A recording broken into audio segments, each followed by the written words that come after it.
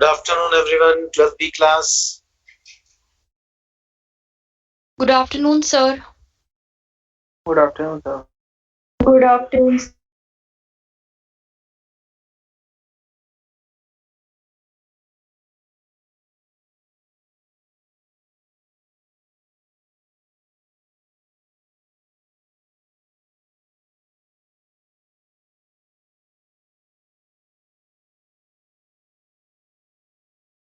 Now today we will be starting with the titration, demonstration of titration. आपने titration किया है पहले, so I think you are aware of it. What is titration? Hello. Titration किया है 11th class में NaOH और oxalic acid का. Yes, Yes, sir. sir. हमने आपको बताया था पहले. In class 12 you have titration for KMnO4 with oxalic acid and KMnO4 with more salt. दो टाइट्रेशंस हैं. तो आज हम मोर सॉल्ट का करेंगे KMnO4 के साथ. तो KMnO4 is always put in burette. Purple dark pink solution है, वो हम ब्यूरेट में डालते हैं और पिपेट से सक करके, जो आपने लास्ट Good टाइम किया afternoon, होगा, sir. पिपेट से हम इसको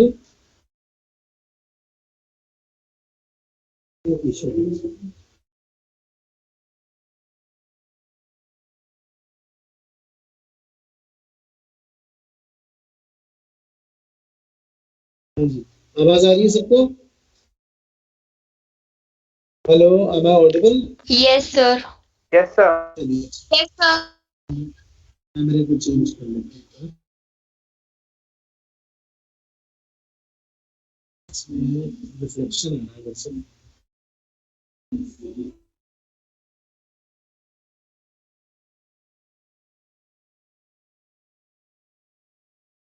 ओके, सो पिपेट में हम क्या सब करेंगे? Mohr salt. Mohr salt is a solution of ferrous ammonium sulphate, तो FAS भी बोलते हैं. तो I will just change the camera. Okay, I think it is visible. This bottle is actually of H2SO4, क्योंकि इसमें हमको H2SO4 भी डालना पड़ेगा रिएक्शन कराने के लिए. ये आपकी पिपेट है जो आपको आगे सामने रख दी है. Test tube, this is the funnel. पीछे आप स्टैंड में देख सकते हैं हमने ब्यूरेट एडजस्ट किया हुआ है. ब्यूरेट दिख रही है सबको? ये ब्यूरेट लगी हुई है स्टैंड में और इसमें KMnO4 फिल किया है. KMnO4 दिख रहा है सबको पर्पल कलर का, डार्क पिंक या पर्पल कलर का है. ये हमने स्टैंड पे लगाया है. ठीक है, इसको फिल कर दिया है फनल से और इसको हमने 0 सेट किया हुआ है. नाउ टाइट्रेशन में क्या करते हैं हम लोग कि जो ब्यूरेट में सोल्यूशन है उसको ड्रॉप वाइज डालते हैं. और कहाँ डालेंगे? नीचे टाइट्रेटिंग फ्लास्क, जो कि ये ट्रायंगुलर फ्लास्क है. यहाँ पे you can see it, this is the titrating flask. दिख रहा है सबको? ये टाइट्रेटिंग फ्लास्क है. इसमें आपको 20 ml लेना है. ये 20 ml की ब्यूरेट है. This is 20 ml burette. इस पे 20 लिखा है अगर आपको दिख रहा है तो. और आपको पता है कि इसमें एक मार्क होता है, यहाँ पे एक मार्क है इसमें जहाँ हमने अंगूठा लगा रखा है. यहाँ तक इसको सक करके फिल करना है और फिर आपको इसमें इसको ड्रेन कर देना है. इसमें ड्रेन कर दिया. फिर जैसे आप इंडिकेटर डालते थे, इसमें कोई भी इंडिकेटर यूज नहीं होता. कल हमने डिस्कस किया था. No indicator is used in this KMnO4 titration because KMnO4 is a self indicator. इसका अपना ही पिंक कलर आपको दिख जाएगा एंड पॉइंट पे जहां पे रीडिंग लेनी है. सो फर्स्ट स्टेप इज, हमने ब्यूरेट के अंदर फिल कर दिया KMnO4, 0 पे सेट कर दिया ऊपर. कोई बबल नहीं होना चाहिए इस ट्यूब के अंदर. यहाँ पे जो नेक है इसकी, इसमें कोई बबल नहीं होना चाहिए. अगर बबल है तो उसको ड्रेन करके निकाल दो और वापस से ऊपर 0 इसको सेट कर दो आप. ये पिपेट है. इस पिपेट से आपको इस बार मोर सॉल्ट दिया है तो मोर सॉल्ट को आप लेंगे 20 ml, जिसको हम टाइट्रेटिंग फ्लास्क में डालेंगे इधर. और उसके बाद इसमें इस टेस्ट ट्यूब से करीब करीब हाफ टेस्ट ट्यूब H2SO4, ये जो रखा है यहाँ पे H2SO4, इसको भी डाल देंगे इसके अंदर. अब आपको करके दिखाएंगे सर. और उसके बाद हम ड्रॉप वाइज ऊपर से KMnO4 लेंगे. सर करके दिखा रहे हैं आपको.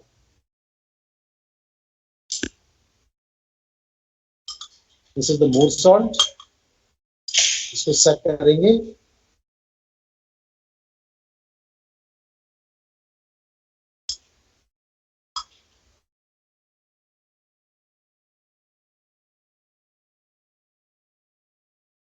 ये 20 ml पे मार्क पे हम इसको सेट कर रहे हैं।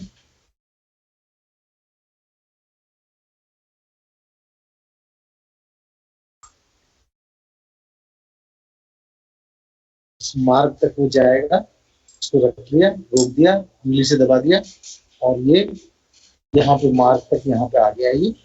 अब सर इसको इस फ्लास्क में डालेंगे विच इज कॉल्ड टाइट्रेटिंग फ्लास्क। इसमें डाल दिया, उंगली छोड़ देनी है ऊपर से, फूंक नहीं मारते हैं इसमें, कोई भी आपको फूंक नहीं मारनी है ऊपर से, अपने आप ड्रेन होके जाएगा उसमें और पूरा 20 में चला जाएगा।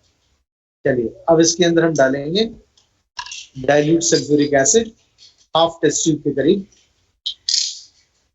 ये इसमें हाफ टेस्ट ट्यूब के करीब इन्होंने डाइल्यूट सल्फ्यूरिक एसिड ले लिया, ये सर ने डाल दिया और अब इसको भी टाइट्रेटिंग फ्लास्क में डाल दिया।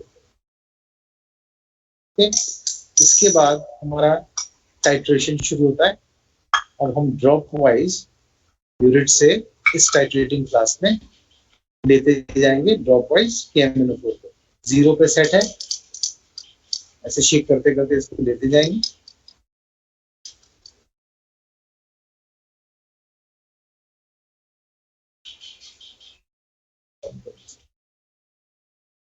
देखो आप पहले पिंक कलर आता है फिर गायब हो जाता है, तो जहां पे पिंक कलर सबसे लाइट शेड पिंक कलर रुक जाए, रह जाए, गायब ना हो, वही आपका एंड पॉइंट होता है।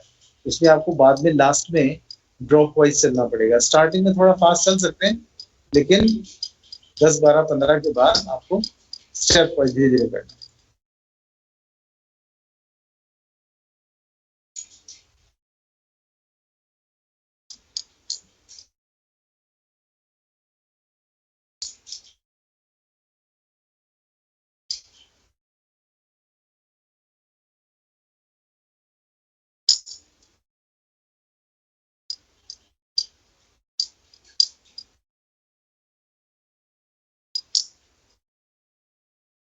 देखो रीडिंग लेते समय ध्यान रखना, ऊपर फनल लगी रही नहीं रहनी चाहिए। देखो फनल हटा दिए हैं हमने, फनल को हटा के रीडिंग लेनी है ड्रॉप वाइज। और अब आप देखो, ये देखो light pink colour, light pink colour का एकदम लाइट पिंक शेड है, ये गायब नहीं हो रहा है, इसको शेक कर रहे हैं तो इट इज नॉट गोइंग। तो ये शेड आना चाहिए एग्जैक्टली, इतना लाइट पिंक आना चाहिए।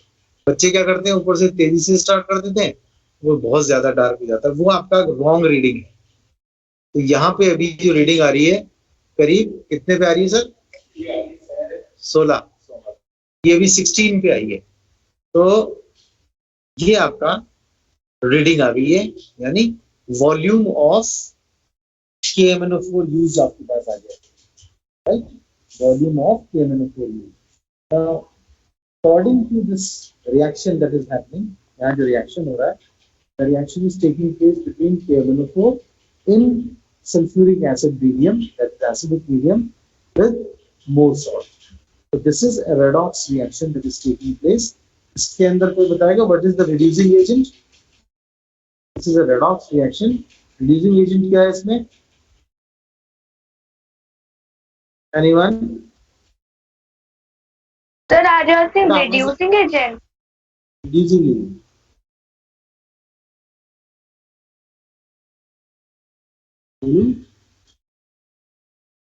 आपका एग्जाम थोड़ी है, गलत भी हो जाएगा तो क्या?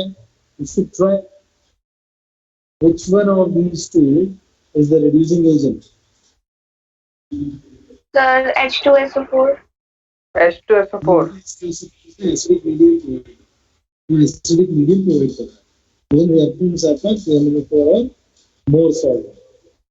तो reducing agent क्या है इसमें? सर आपकी आवाज क्लियर नहीं आ रही। कभी कभी नेटवर्क डाउन हो जाता है तो आवाज कम हो जाती है। अभी आ रही है आपको आवाज? यस सर, अब आई। तो बताएं कौन सा है रिड्यूसिंग एजेंट? H2SO4. H2SO4 नहीं है, बताया ना, वो एसिडिक मीडियम प्रोवाइड कर रहा है। that is providing the sir more salt है. more salt. Very good. More salt is the reducing agent. अच्छा, how will you prove that more salt is acting as a reducing agent here? कैसे prove करोगे कि ये reducing agent का काम कर रहा है मोर सॉल्ट?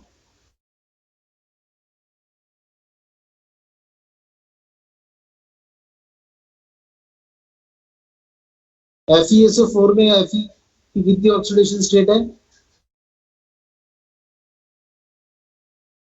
FeSO4 +2. +2. अगर ये रिड्यूसिंग एजेंट का काम करेगा तो अपने आप को ऑक्सीडाइज करेगा. तो ये रिएक्शन करने के बाद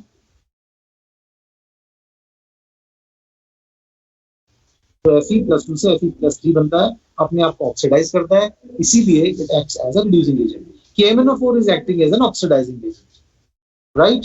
So this is a redox reaction that is taking place. और ये क्यों कर रहे हैं? इसकी जो एक्सरसाइज है, जो मेन एम है, वो आपको जो एम बताया जाएगा, जो आपको लिखना है इसमें, वो है प्रिपेयर. ध्यान से सुनो आप. प्रिपेयर 250 ml ऑफ M/40 या M/50 या M/80, कुछ भी दे सकते हैं. अभी M/40 से करते हैं हम. Prepare 250 ml of M/40 ferrous ammonium sulfate solution या more salt solution and find out the strength and molarity of given KMnO4 solution. I will repeat. Prepare 250 ml of M/40 more salt solution and find out the molarity and strength of given KMnO4 solution. यानी KMnO4 solution unknown है यहाँ पे और more salt solution आपको बनाना है. तो उसकी molarity आपको पता है, M/40 ले लिया जैसे हमने. वॉल्यूम ऑफ मोर सॉल्ट भी आपको पता है, 20 ml लिया था पिपेट में आपने. KMnO4 का वॉल्यूम भी पता है आपने, जो रीडिंग ली है उसमें अभी आई है 16 ml में है. तो इक्वेशन क्या होती है? Molarity equation is M1V1 is equal to M2V2. यही इक्वेशन होती है. तो इससे आपको तीन चीजें पता है. तो आप 1 को अगर KMnO4 ले रहे हो, M1 और V1, तो आपको इसमें M1 निकालना है, V1 आपको पता है वॉल्यूम ऑफ रीडिंग, और M2 क्या है? Molarity of Mohr salt. V2 क्या है? Volume of Mohr salt. इससे इक्वेशन को यूज करते हुए you will find out the molarity. But now because the equation में जो स्टोइकियोमेट्रिक कोफिशिएंट्स हैं, यानी बैलेंस्ड इक्वेशन जब आप देखोगे, एक मिनट होल्ड करो सर. सर एक मिनट, ये बुक देना practical.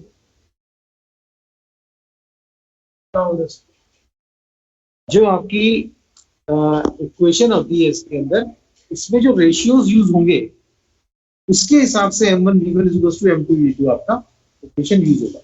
Just a minute.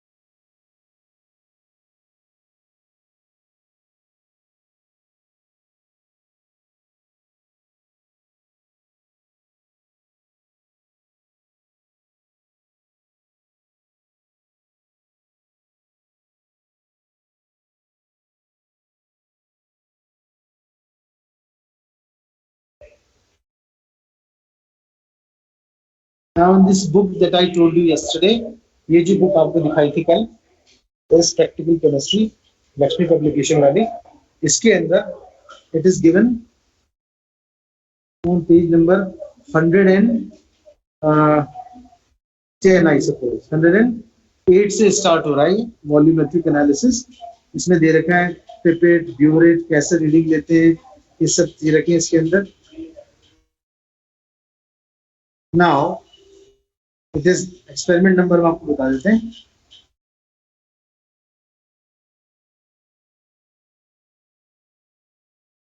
In this book, experiment number is 11.5. Okay, 11.5 में I'll read the experiment. या बुक आपको शो कर देते हैं यहाँ पे. See it here. Experiment 11.5. Prepare M/20 solution of ferrous ammonium sulfate, more salt. Using this solution, find out the molarity and strength of given KMnO4 solution. तो यहाँ इन्होंने M/20 ले लिया है, ठीक है. Now you can see the reaction here, and in overall equation you can see 2 moles of KMnO4 react with 10 moles of FAS, ferrous ammonium sulfate. तो 1:5 का रेशियो हो गया इनका. It is 1:5 ratio. तो इसलिए जब आप कैलकुलेशन करेंगे आगे तो 1:5 के रेशियो को यूज करके आप करेंगे, या 2:10 ले लो, एक ही बात है. तो you can see it here. अब इसमें प्रोसीजर भी दिया हुआ है. You have to write this equation also in your practical notebook. You will be writing these equations. इसके बाद indicator KMnO4 is a self indicator, end point is your KMnO4 is a self indicator. तो permanent pink colour आ गया था हमारा. Procedure के steps नहीं लिखने हैं. don't have to write the steps of procedure, उसको छोड़ देंगे. उसके बाद ये observation very important. Weight of watch glass ये क्या है हम बताते हैं आपको भी. This is the observation table, very very important. तो ये जो हमने एक रीडिंग ली है, ऐसी आपको कम से कम 3 रीडिंग लेनी होती है. इसमें 4 दे रखी है, 3 रीडिंग लेनी होती है. पहला है इनिशियल रीडिंग ऑफ ब्यूरेट, जो कि 0 रखोगे आप हमेशा. 0.0 0.00 नहीं करेंगे, सेकंड डेसिमल प्लेस तक यूज नहीं करेंगे, ओनली 0.0. उसके बाद फाइनल रीडिंग जैसे यहाँ पे आ गई 16.0. तो volume of KMnO4 use will be 16.0 ml. तो दूसरी रीडिंग मान लो आपकी आई, यहाँ से फिर से स्टार्टिंग 0.0, यहाँ पे आ जाएगा 16.2 सपोज, या 15.8 लेते हैं, 15.8. तो यहाँ पे भी 15.8. फिर तीसरी रीडिंग ली तो फिर से ये 0, ये फिर से 15.8 आई. तो हमेशा पहली रीडिंग जो होगी आपकी वो ज्यादा दिखानी है आपको. मतलब बाद की रीडिंग से ज्यादा ऊपर वाली रीडिंग दिखानी है. पहले ज्यादा बाद में कम, पहले कम बाद में ज्यादा गलत होता है. तो हमेशा अगर है तो पहली बार में मान के चलते हैं कि बच्चों ने इतना ध्यान से नहीं किया, इसलिए वो उतना एक्यूरेट नहीं होती. और 2 रीडिंग जो लास्ट की हैं वो सेम रीडिंग होनी चाहिए. उसको बोलते हैं कॉन्कॉर्डेंट रीडिंग. ये लिखा है देखो, कॉन्कॉर्डेंट. कॉन्कॉर्डेंट मतलब सेम, 15.8 15.8. ये ही रीडिंग है जिसको आप यूज करोगे. ये हो गया आपका XML. This is XML. Now calculations कैसी हैं इसकी देख लेते हैं. Molarity of KMnO4 we have to calculate. So according to the ratio, equation ratio, that is M1V1 is equals to M2V2 is equals to 2:1 को आप जब ट्रीट करते हैं तो आपका 2:1 के या 2:5 के रेशियो से, सॉरी 1:5 के या 2:10 के रेशियो से, this is the equation that you get. इसमें वैल्यूज पुट करनी है आपको. इन्होंने वैल्यू पुट कर दी. मोर सॉल्ट का आपको पता है मोलैरिटी M/20 लिया था तो ये 20 है. नीचे लिखा है ना Mohr salt volume is this 20. ये लिखा Mohr salt molarity M, it is 1/20. क्योंकि क्या लिखा था यहाँ पे M/20. तो M/20 means 1/20, right. That is molarity of KMnO4. ये हमको फाइंड आउट करना है. And X is the volume of KMnO4 use, जो कि हमारी X रीडिंग थी यहाँ. इसको इस इक्वेशन में पुट करके you will find out the molarity of KMnO4 like this. तो X ही यहाँ पे शो किया है क्योंकि इन्होंने रीडिंग लेके नहीं किया है, तो X की टर्म्स में यहाँ पे शो कर रहा है. तो इसके हिसाब से you will be finding out the molarity in moles पर लीटर. मोलैरिटी निकल जाएगी ऐसे, यस और no? Yes, sir. Hello, okay. अब निकालना है स्ट्रेंथ. स्ट्रेंथ में कुछ नहीं होता, मोलैरिटी इनटू मोलर मास होता है. तो मोलर मास KMnO4 का 158 है. तो ये आपकी इन्होंने X की टर्म्स में मोलैरिटी निकाल के रखी है, इनटू 158 कर दिया. This will be the strength in gram per litres. ये लिखा है ना gram per litre. This will be the molarity. तो ये कैलकुलेशन फिनिश हो गई. तो आपको ये पार्ट पूरा शो करना है, ये शो करना है. हम आपको एक्सप्लेन करेंगे यहाँ पे कैसे है, ये क्या चीज है. ये बॉडी जो है प्रोसीजर ये नहीं लिखना है कॉपी में, ये लिखना है. और ये तो एम है ही, ये लिखना है. इसके बाद है आपका रिजल्ट. इसके बाद जो लिखा जाता है इसमें बुक में नहीं देखा, रिजल्ट लिखेंगे the given KMnO4 solution has this molarity and this much strength in gram per litre. ये आपका रिजल्ट हो जाता है. और फिर प्रिकॉशंस लिखने हैं कम से कम 3. वो हमेशा कंपलसरी है, यानी रिजल्ट के बाद प्रिकॉशन कंपलसरी है. This will complete your titration experiment in the copy. इस तरह से कॉपी में आपको लिखना है. इसमें रिजल्ट और प्रिकॉशन मेंशन नहीं किया हुआ है, लेकिन वो आपको कॉपी में लिखना है. Now because in the exercise it is said कि प्रिपेयर, यानी प्रिपेयर करना है आपको M/20 solution of ferrous ammonium sulphate. तो ये 250 ml प्रिपेयर करना होता है हमको. तो इन्होंने 250 ml यहाँ मेंशन करना भूल गए कि हमेशा 250 ml का एक्सरसाइज आएगा. Prepare 250 ml of M/20 ferrous ammonium sulfate and using this solution find out the molarity and strength of given KMnO4 solution. यहाँ की 250 ml मेंशन नहीं किया इन्होंने, यहाँ कैलकुलेशन लेकिन 250 ml के लिए. तो क्या करते हैं हम, हमको क्योंकि प्रिपेयर करना है मोरसॉल्ट सॉल्यूशन, तो हमको ये रीडिंग्स दिखानी पड़ती है कि आपने भाई सॉल्यूशन प्रिपेयर किया तो मोरसॉल्ट लिया होगा, और मोरसॉल्ट जो है वो सॉल्ट फॉर्म में, सॉलिड फॉर्म में है, तो वो कितने ग्राम्स लिया और उसको कैसे आपने पानी में डिसॉल्व करके उसका 250 ml में सॉल्यूशन बनाया. ये सारे स्टेप शो करने के लिए ये कैलकुलेशन ऑब्जर्वेशन में है. तो किसमें लेते हैं हम हर चीज, जिसका भी सॉल्यूशन बनाते हैं केमिस्ट्री लैब में, वॉच ग्लास ग्लास होता है घड़ी की तरह, और उसके अंदर हम सॉल्ट को लेते हैं. दिखाएंगे आपको अभी वॉच ग्लास. तो वॉच ग्लास का वजन, वेट ऑफ वॉच ग्लास, ये 20 से 21 ग्राम के बीच में, 20.5 टू 20.78 ऐसे कुछ भी ले सकते हैं. तो 20 से 22 तक की रेंज में ले लेते हैं, क्योंकि वॉच ग्लास कांच का टुकड़ा है, उसका वजन वेरी करता है. तो अलग अलग वेट के वॉच ग्लास हैं. तो 20 से 21-22 ग्राम के बीच में 2 डेसिमल प्लेस तक ये लिखेंगे weight of watch glass plus more salt, ऐसे लिखा जाता है. तो weight of watch glass plus more salt जितना आपको चाहिए. अब मोर सॉल्ट जो है उसका मोलर मास कितना होता है भाई, एनीबॉडी?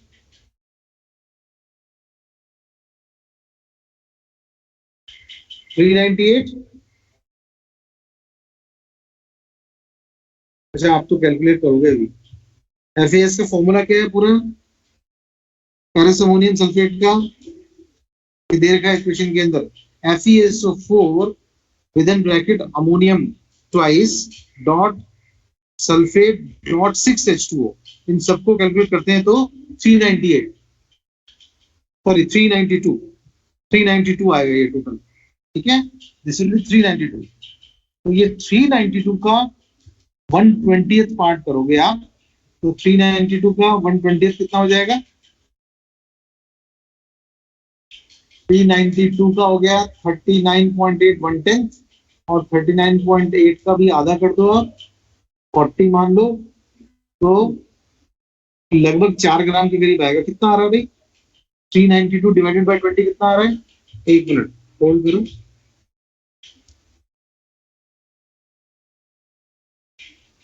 कैलकुलेट कर लेंगे. 392 डिवाइडेड बाय 20, 19.6. 19.6. Yes, ठीक है, sir. 19.6 ही आ रहा है. लेकिन ये भी ध्यान रखना है कि हमको ये 19.6 अगर डाल देंगे हम, तो 1 लीटर में डालेंगे तब M/20 बनेगा. हमको यहाँ कितने में बनाना है? 250 ml में. यानी इसको फर्दर आपको एक बार 4 से और डिवाइड करना पड़ेगा 250 ml में. तो आप जब 19.6 को डिवाइड करोगे 4 से, तो actually you will be using 4.9 grams. Calculate कर लें, it comes out to be 4.9 grams. कैसे कर रहे हैं, फिर से रिपीट करते हैं. हमको बनाना है M/20, लेकिन 250 ml में. तो अगर हम 1 लीटर में बनाते तो हम कितना लेते? 19.6, क्योंकि M/20 है, तो 1/20th part of 392 is 19.6. But because we have to do it for 250 ml, यानी उसको फिर से 1/4 करना पड़ेगा. 250 is 1/4 of 1 liter, तो उसको फिर से 1/4 जब करते हैं तो it is 4.9. I hope you have understood everyone. 4.9 कैसे Yes, आ रहा है? sir. ओके, सो 4.9 यहाँ पे आ जाएगा. जैसे आपने मान लो यहाँ पे लिया 21.50 प्लस 4.9, वो टोटल यहाँ लिख देंगे आप. फिर लास्ट में इसमें दिया है वेट ऑफ मोर सॉल्ट, तो वो जो ऊपर वाला है 21.50 को माइनस कर देंगे इस टोटल में से, तो ये 4.9 जो दिखा दिया इन्होंने पहले M/20 के लिए. दिख रहा है सबको? Is it visible to all? 4.9 दिख रहा है सबको? सर आपका कैमरा ऑफ है. No, sir. ओके, एक मिनट, कैमरा ऑफ हो जाता है.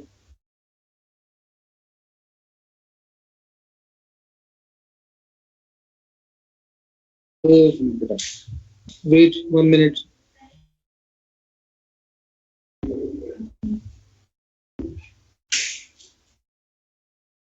चलिए ये देखो, अब फिर से बता रहे हैं, वेट ऑफ वॉच ग्लास आपने लिया मान लो 21.50, तो यहाँ पे आप 4.9 के साथ ऐड करके ये हो जाएगा 26.42 समथिंग, तो उसमें से माइनस 21.50 करोगे तो 4.9 आ जाएगा। You can see it here, 4.9 आ गया। तो पहले आपको वॉच ग्लास का वजन लिखना है, फिर सॉल्ट के साथ वॉच ग्लास का वजन लिखना है, फिर उसमें से वॉच ग्लास का वजन जब घटा देंगे तो 4.9 आना चाहिए। This is the 4.9 value.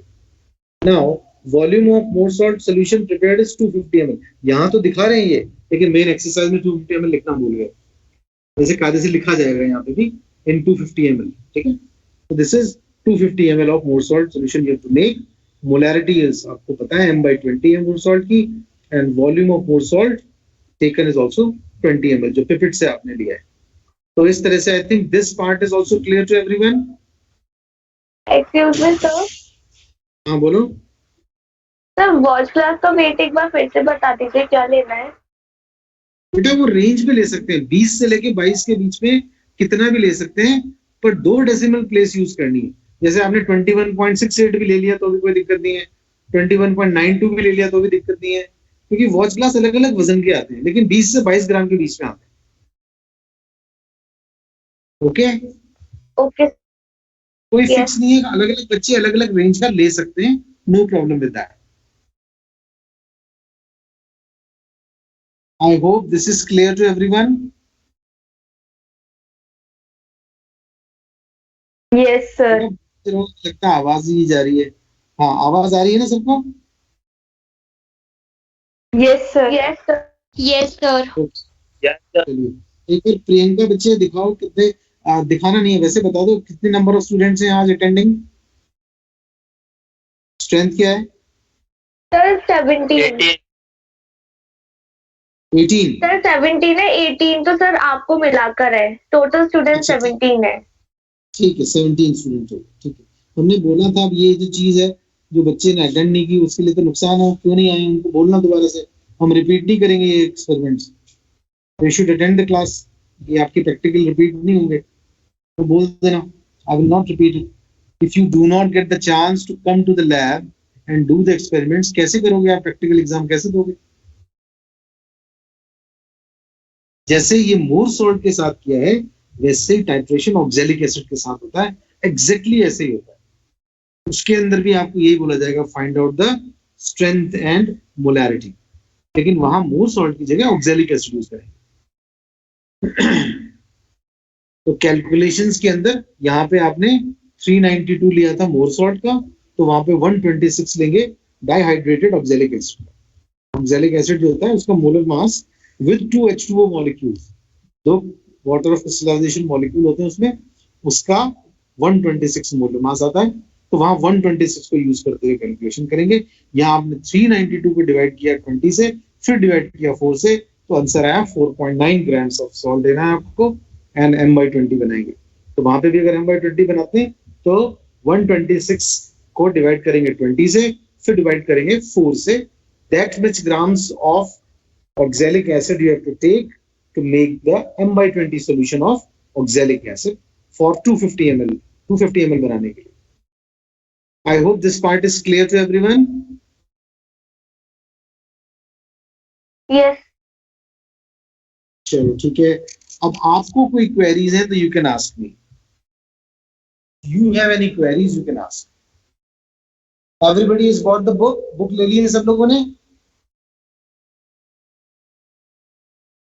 आप देख रहे हो ये बुक बहुत बहुत जरूरी है, इस बुक के बगैर नहीं हो सकता प्रैक्टिकल।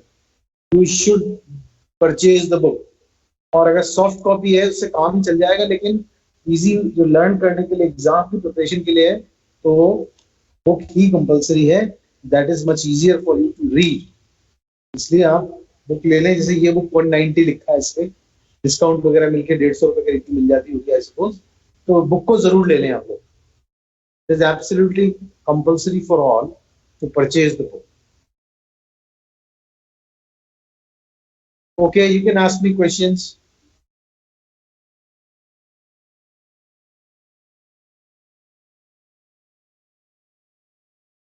किसी को प्रश्न पूछना?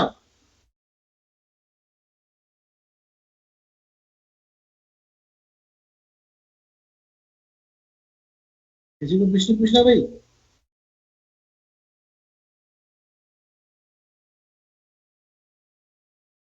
Hello,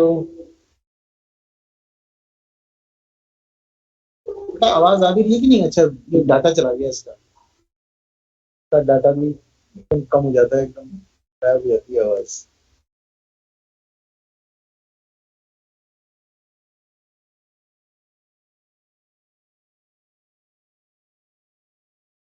So next time the experiment that we will do, we will take different experiment. एक टाइट्रेशन करा दिया जैसे आपको, तो दूसरी वैरायटी आपकी सॉल्ट एनालिसिस भी है, जिसको क्वालिटेटिव एनालिसिस बोलते हैं, और तीसरा है आपका प्रिपरेशन ऑफ स्टार्च सॉल्यूशन है, और टेस्ट फॉर कार्बोहाइड्रेट जो आपने किया था कल, हमने बताया था आपको कार्बोहाइड्रेट का, और इसका किया प्रोटीन का किया। ऐसे और भी है, फंक्शनल ग्रुप के टेस्ट भी हैं, तो कल हम आपको फंक्शनल ग्रुप का टेस्ट कराएंगे। ठीक है, आपके कोर्स में 5 फंक्शनल ग्रुप्स हैं, aldehydes, ketones, carboxylic acid, alcohol and primary amine के लिए हम एनिलीन लेते हैं। तो 5 फंक्शनल ग्रुप्स करेंगे, aldehyde, ketone, carboxylic acid, alcohol and primary amine, that we will do with aniline. ठीक है, आई थिंक इतना काफी है, time is almost over. If you have to ask anything you can ask, otherwise you can log off. पूछना है तो आप पूछे कुछ, otherwise tomorrow we will continue. हाँ बोलो। सर, जो वीकली टेस्ट होंगे उसके लिए केमिस्ट्री का सिलेबस क्या रहेगा? अभी हम आपको वैसे व्हाट्सएप ग्रुप पे डाल देंगे, लेकिन अभी पूछ रहे तो बता देते हैं। उसके लिए हमने रखा है haloalkane haloarenes, organic का जो पहला चैप्टर है सेकंड बुक का, हेलो एल्केन हेलो एरीन्स, उसका होगा आपका weekly test. Okay okay sir. आपका जो फर्स्ट यूटी हुआ था उसमें कौन से चैप्टर्स आए थे? सर, सॉलिड स्टेट और सॉल्यूशंस, चैप्टर 1 एंड 2। ठीक है, चलिए, तो याद रखो हेलो एल्केन हेलो एरीन्स आपका वीकली टेस्ट जो है। कब शेड्यूल है 12th का chemistry? Sir, that's I think in September. सितंबर। ठीक है, तो ये आपका syllabus. You can go now if you want to.